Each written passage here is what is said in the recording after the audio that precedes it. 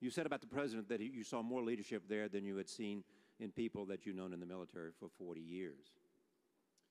Yeah, I think when I look at the general officers and the flag officers that I spend time with, it takes a long time to learn to be a good leader and to kind of make those tactical and operational and strategic decisions that we're asked to make as senior leaders all the time.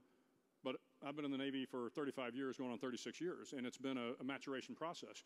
You learn how to lead over time. You make mistakes, you fail, you learn, you get back up, you keep moving, and yet the president, 3+ years into his tenure, now all of a sudden is being asked to make very difficult decisions. Again, decisions that I have seen very senior officers make, but only after the benefit of 35 years of leadership training and decision-making training.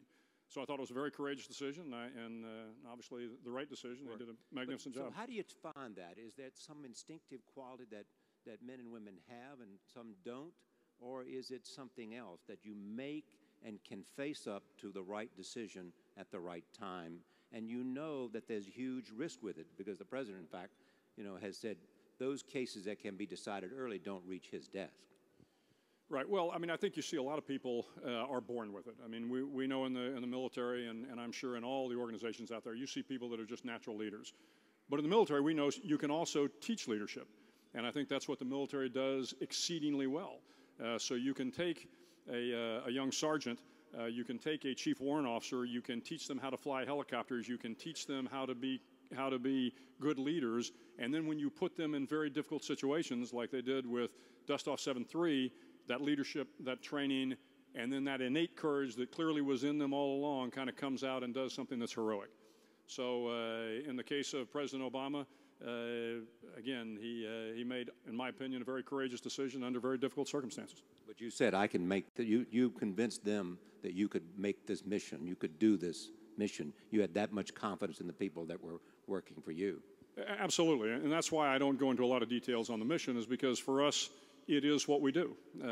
We've done not thousands, but probably tens of thousands of missions just like this.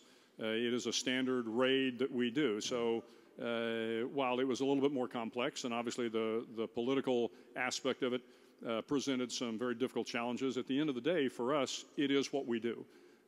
So the challenges of the mission, I think, have been blown a little out of proportion. It was a difficult mission.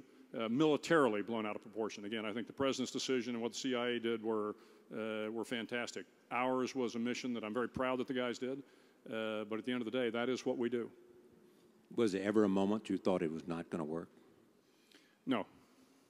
No, I mean, we had spent a lot of time